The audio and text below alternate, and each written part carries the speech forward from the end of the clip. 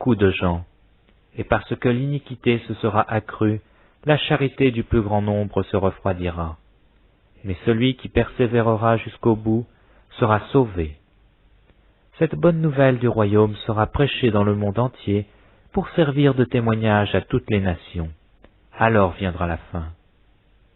C'est pourquoi, lorsque vous verrez l'abomination de la désolation dont a parlé le prophète Daniel établi en lieu saint, que celui qui lit fasse attention, alors que ceux qui seront en Judée fuient dans les montagnes, que celui qui sera sur le toit ne descende pas pour prendre ce qui est dans sa maison, et que celui qui sera dans les champs ne se retourne pas en arrière pour prendre son manteau. Malheur aux femmes qui seront enceintes et à celles qui allaiteront en ces jours-là.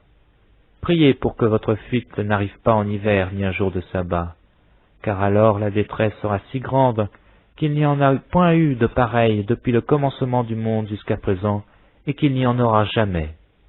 Et si ces jours n'étaient abrégés, personne ne serait sauvé, mais à cause des élus, ces jours seront abrégés. Si quelqu'un vous dit alors, « Le Christ est ici » ou « Il est là », ne le croyez pas, car il s'élèvera de faux prophètes et de faux Christ. Ils feront de grands prodiges et des miracles, au point de séduire, s'il était possible, même les élus. Voici, je vous l'ai annoncé d'avance. Si donc on vous dit, voici, il est dans le désert, n'y allez pas. Voici, il est dans les chambres, ne le croyez pas. Car comme l'éclair part de l'Orient et se montre jusqu'en Occident, ainsi sera l'avènement du Fils de l'homme. En quelque lieu que soit le cadavre, là s'assembleront les aigles. Aussitôt après ces jours de détresse, le soleil s'obscurcira, la lune ne donnera plus sa lumière, les étoiles tomberont du ciel, et les puissances des cieux seront ébranlées.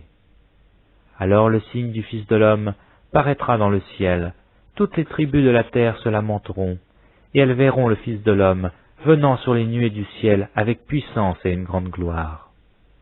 Il enverra ses anges avec la trompette retentissante, et ils rassembleront ses élus des 4 vents, depuis une extrémité des cieux jusqu'à l'autre. Instruisez-vous par une comparaison tirée du figuier. Dès que ses branches deviennent tendres et que les feuilles poussent, vous connaissez que l'été est proche. De même, quand vous verrez toutes ces choses, sachez que le Fils de l'homme est proche à la porte. Je vous le dis en vérité, cette génération ne passera point que tout cela n'arrive. Le ciel et la terre passeront, mais mes paroles ne passeront point. Pour ce qui est du jour et de l'heure, personne ne le sait, ni les anges des cieux, ni le Fils, mais le Père seul. Ce qui arriva du temps de Noé arrivera de même à l'avènement du Fils de l'homme. Car dans les jours qui précédèrent le déluge, les hommes mangeaient et buvaient, se mariaient et mariaient leurs enfants, jusqu'au jour où Noé entra dans l'arche, et ils ne se doutèrent de rien, jusqu'à ce que le déluge vint et les emporta tous. Il en sera de même à l'avènement du Fils de l'homme.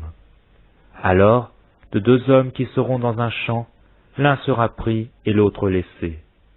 De 2 femmes qui moudront à la meule, l'une sera prise, l'autre laissée. Veillez donc, puisque vous ne savez pas quel jour votre Seigneur viendra. Sachez-le bien, si le maître de la maison savait à quelle heure de la nuit le voleur doit venir, il veillerait et ne laisserait pas percer sa maison.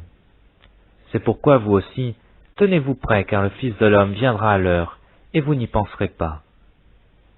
Quel est donc le serviteur fidèle et prudent que son maître a établi sur ses gens pour leur donner la nourriture au temps convenable? Heureux ce serviteur que son maître à son arrivée trouvera faisant ainsi. Je vous le dis en vérité, il l'établira sur tous ses biens. Mais si c'est un méchant serviteur qui dit en lui-même « Mon maître tarde à venir », s'il se met à battre ses compagnons, s'il mange et boit avec les ivrognes, le maître de ce serviteur viendra le jour où il n'y s'y attend pas, et à l'heure qu'il ne connaît pas. Il le mettra en pièces et lui donnera sa part avec les hypocrites. C'est là qu'il y aura des pleurs et des grincements de dents. Évangile selon Matthieu, chapitre 25.